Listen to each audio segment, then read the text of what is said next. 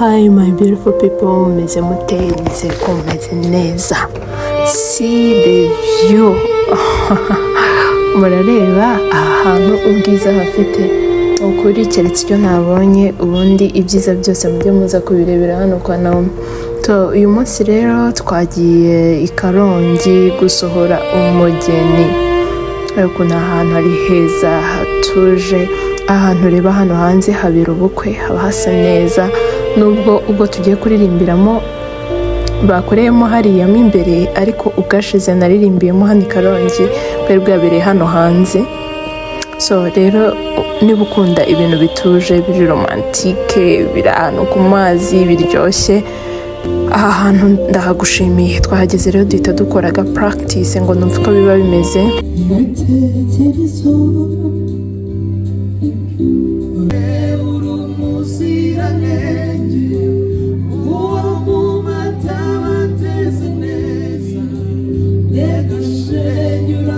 Niba utarakora subscribe ariko banza uhite ukora subscribe. Uko byatangiye nari mu modoka ngenda ntuje, urumva twe turi mu modoka y'abantu benshi kuko twajyanye turi benshi. Hanyuma murabona ukuntu ibyiza bitatse u Rwanda ari byinshi. Ahantu nabonye ari heza, numvaga naririmba ngo nimwumve ibyiza by'u Rwanda mahama. So twakomeje turagenda nyine ndi kureba ibyiza bitatse u Rwanda. Nabonye ko ari akazu ari keza nagakunze, sinzi ukuntu hitwa, ariko nyine nahatambukaga nkabona ni byiza. Ndeba inturusu nk'iz'iwacu Mukamira, Abanyakigali I think ko batajya babona ibyiza nk'ibi ngibi, ariko nyine byari byiza rwose pe. Ubwo nyine twari mu rugendo tugenda turi mu nzira, twari twaciye inzira ya Gisenyi ukomeza za Rutsiro ukomeza ujya ku Kibuye. Hari abantu batazi ko i Karongi ari ku Kibuye. Ego twakomeje nyine turagenda ndi kureba ukuntu u Rwanda ari rwiza, mvuga ati Paul Kagame rwose adutuje heza. Twageze ku Kivumu mvuze induru ntiyababa we, nta hantu nize. Abantu mwize ku Kivumu mwegere hino mutera agatebe mbereke ukuntu twahize na protaye bakaba barayishyizeho. Nanezerewe cyane, numvaga nabwira shoferi ngo hagarara njye ku Kivumu njye kureba ahantu nize ukuntu hameze, kubera ko narahize kuva mu mbere segonderi kugeza mu gatatu. I think ko muharebye kuri protaye numvaga mpisemo kumbura, gusa mpise nibuka Pole, Padiri Pole. And I was like, numvaga nasohoka nkajya kubaza abanyeshuri bahariya ngo ese Gakoto ziracyabatera? Mwe abantu mwe mujye musenga, Mana yanjye gusenga ni byiza biturinda muri byinshi. Hari ahantu za Gakoto zaraduteraga kandi ubwo wasanga hari abagiye kubihakana, ariko kambihorere. So abakatolike bakundaga kujya gusengera i Kongo-Nil, dore ngaha bakundaga kugenda n'amaguru bagiye gusengera i Kongo-Nil. Bira bintu byari byiza, bakajyana ibyo kurya sinzabyibagirwa b'abanyeshuri n'abandi bagiyeyo. Ahangaha rero ni Kongo-Nil nyine, naho ngaho niho bajyaga gusengera, nubwo nta foto y'aho bajyaga gusengera, ariko nyine aha naho hitwa Kongo-Nil. Twakomeje kugenda nyine ndeba ibyiza Imana yiremeye. Tugeze ahangaha hitwa kuri hoteli ndayibagiwe yitwa Nyiramacibiri. Byabindenzeho. Okay, abantu muzajya rero muzajye kuri Nyiramacibiri. Ahangaha twahise tugera i Rubengera, murabona ko ari heza, naho twendaga kugerayo, namwe murabyumva. Nkomeza kugenda ndeba ukuntu i Karongi ari ahantu hose hari amazi, nkumva nyine ni nkaho nakiririmbe ngo Imana yaremye.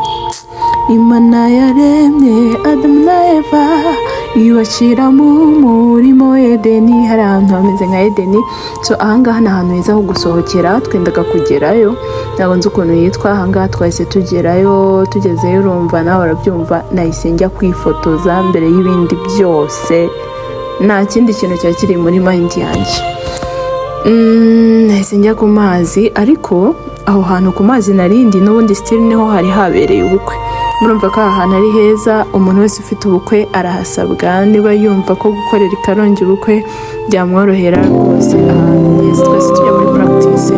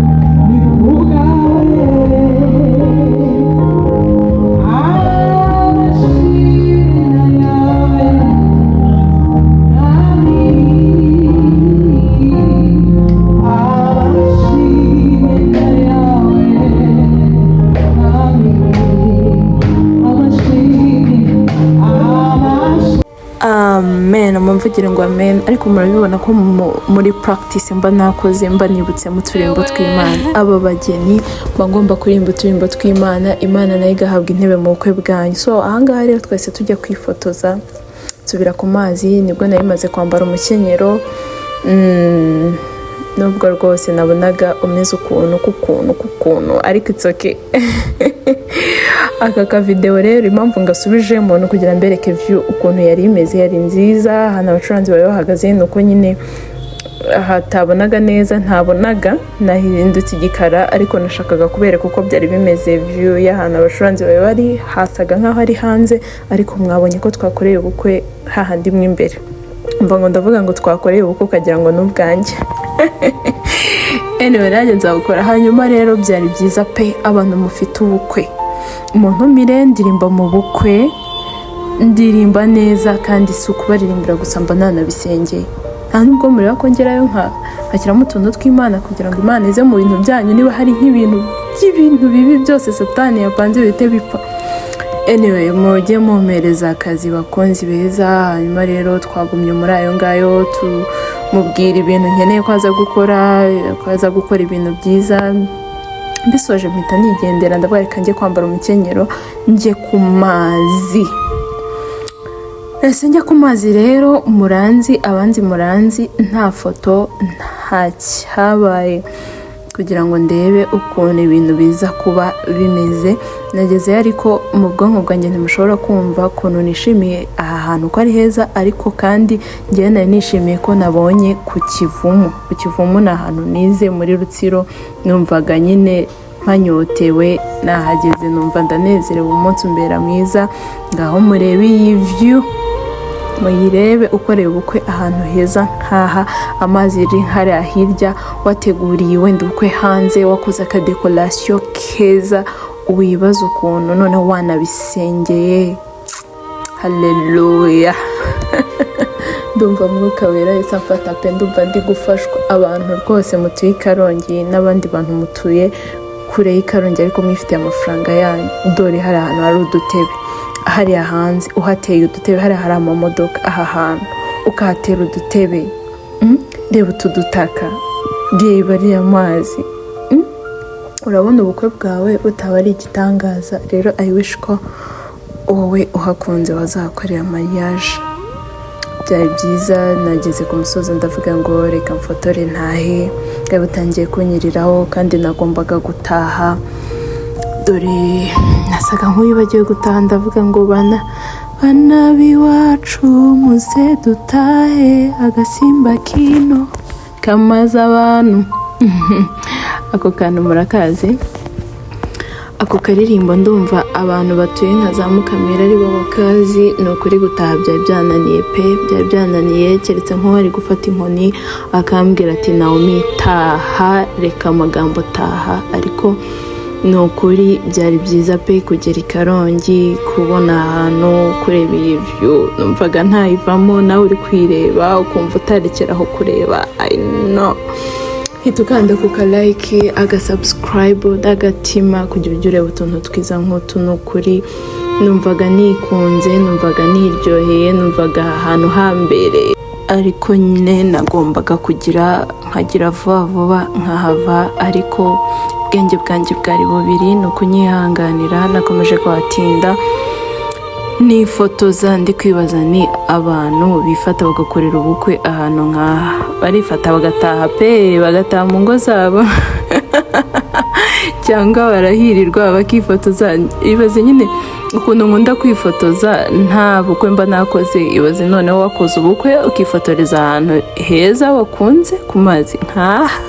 Ubu murabona nataha mutambeshye, cyangwa ubukwe bwarangirira mu mafoto? Abakunda kwifotoza namwe ubwo murabyumva, murabona ko rwose izuba ryasaga nkaho rindengeyeho, ndi mu bujajwa, ndi mu kwifotoza, ndi kwikunda.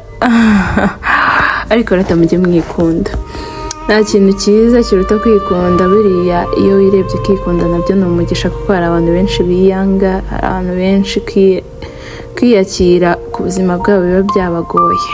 ariko njye ndashimira Imana ko ikomeza kubana nanjye ikananzana Karongi nkabereka ahantu heza nk'ahangaha. So guys, aha hantu rero icyo mpaberekeye ni kimwe. Icya mbere ni ukugira ngo abantu mwifuza kuzakorera ubukwe ahantu heza nk'Ikarongi nyine muzamenye ko ahantu ari heza, hitwa niba ari beach yitwa Gutemana yanjye.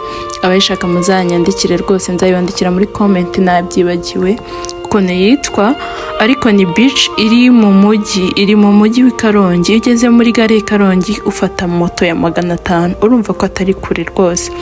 Hano ni hafi kandi ni heza. I think ko haba hatanahenda cyane kuko Ikarongi ndumva hadahenda nk'i Kigali. Numvaga nshaka kujya kuri Château de Marara ariko ntago byankundi, numvaga nzahabereka pe, ariko navuye hano bwije, kujyayo birananira pe bimbera danger. Ariko ubutaha ningaruka nanjye kuvuga ngo I promise, ariko ntago nkunda gutanga promise kugira ngo ejo bundi bitazananira ugasanga ageze. Ubwo rero nahise ntaha noneho ndeba ku Kivumu ahantu ndareba nkumva narira. Twahagira ibihe byiza, twarasengaga, twahigiye ibintu byinshi byiza, turirimba muri blessing, turi mu rugendo.